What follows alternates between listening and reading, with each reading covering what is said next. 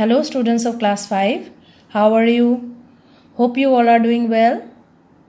Okay, and already you have got your results. You know now that in which subjects you have to work hard, because if the marks, if you have got less, then there might be some difficulties that you are following in this subject. So please try to focus on those subjects that you need to pay attention.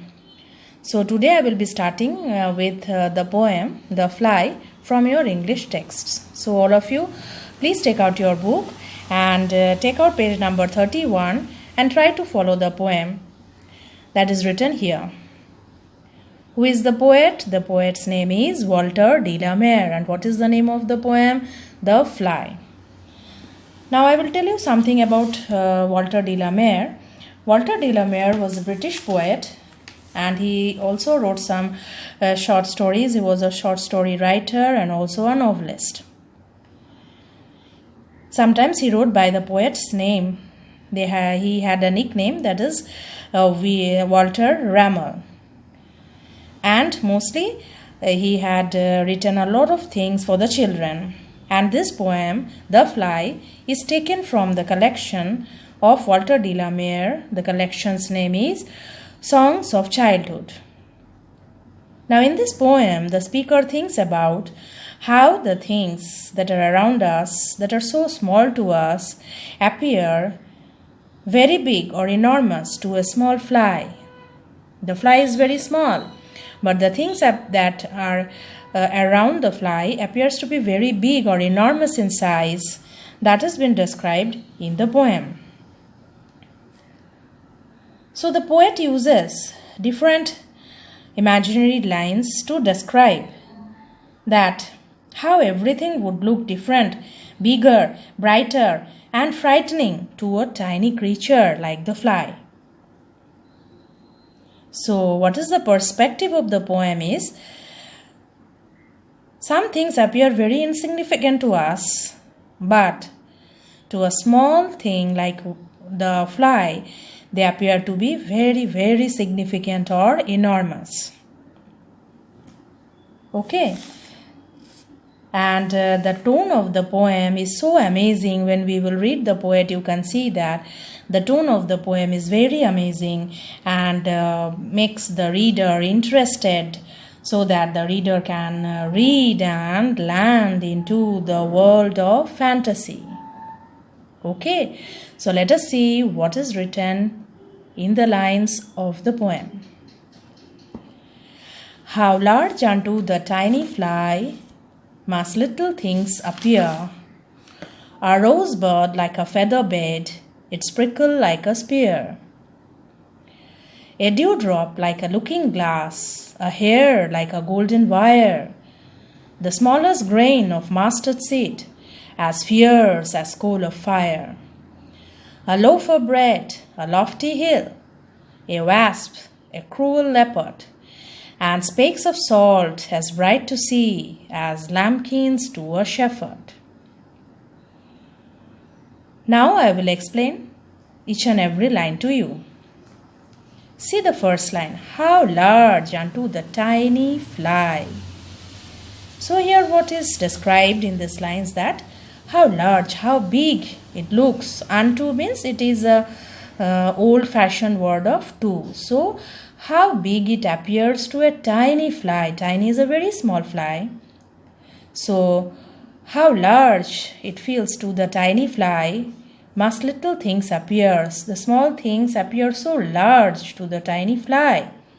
Like what is written here?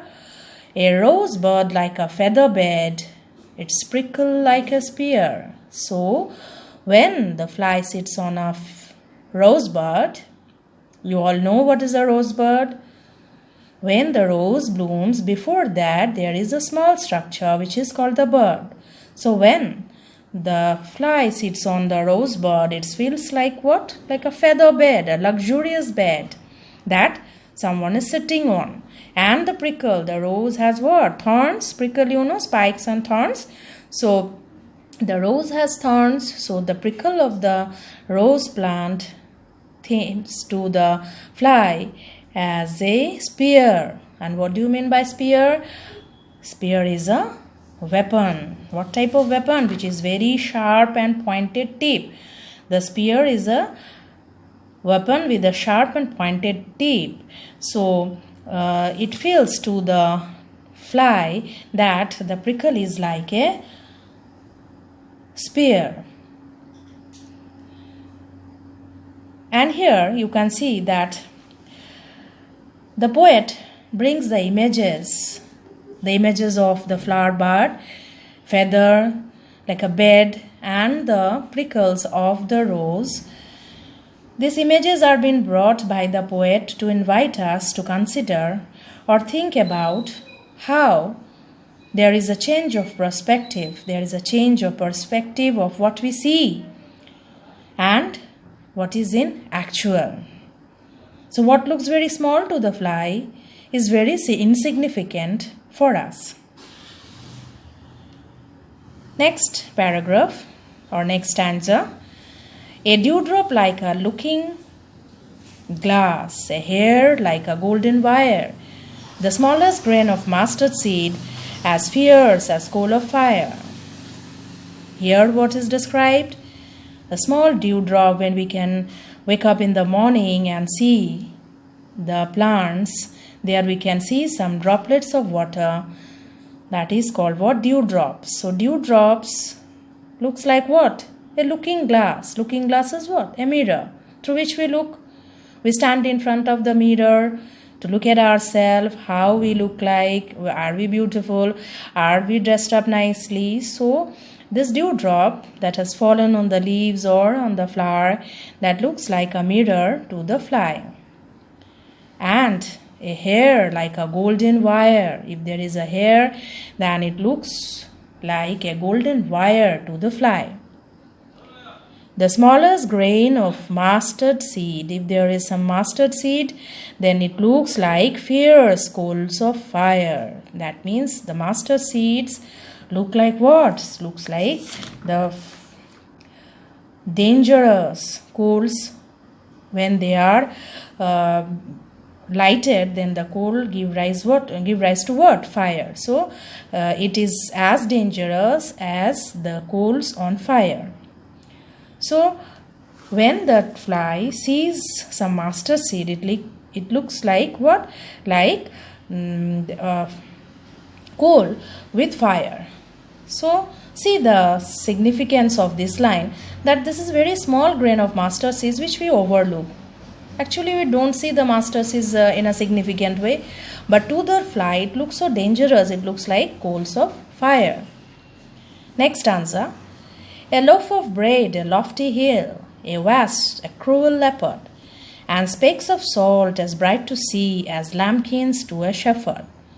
So here what is told, there is a loaf of bread, and this loaf of bread, how it appears to the fly? Like a lofty hill. Lofty is tall or high.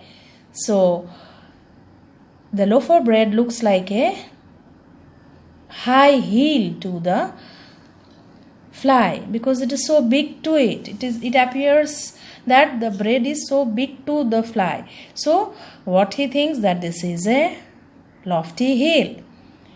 A wasp, a cruel leopard. Do you know what is a wasp?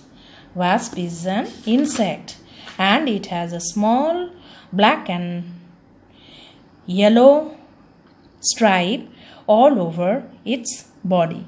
So this is an insect which is a small and which has what? Black and yellow stripes over its body. So that is called a wasp. And how this wasp appears to the fly?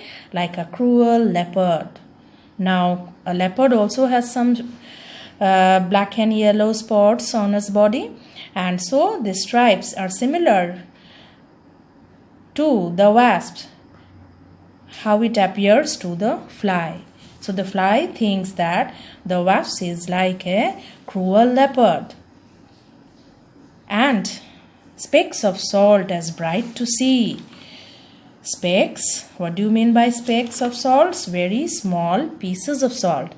So some pieces of salt, when he sees the fly, then it appears to him like a lambkin to a shepherd. Lambkin means little lambs or the baby sheep that the shepherd take care of. The shepherd take care of the sheep and then take them from one place to another.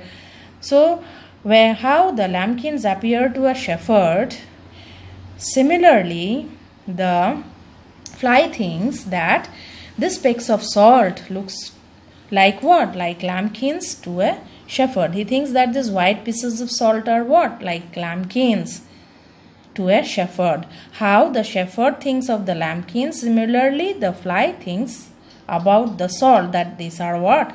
Lambkins. So in this third paragraph, what we can see is that the poem shows us how the ordinary things look so insignificant to us, but in actual they are so beautiful, they are so significant. It's all about how we look at them and how we realize that these things are so important to us. The tone of the poem is also very amazing, and this makes the reader look at the world in a complete different way and leads to the world of fantasy, in a world of imagination. We all, when we read this poem, go to the world of imagination, which increases our creativity. So, I think all of you have understood this poem and you have liked this poem also. So what will you do now? Read this poem nicely and try to think as if you were a fly, and so enjoy the poem.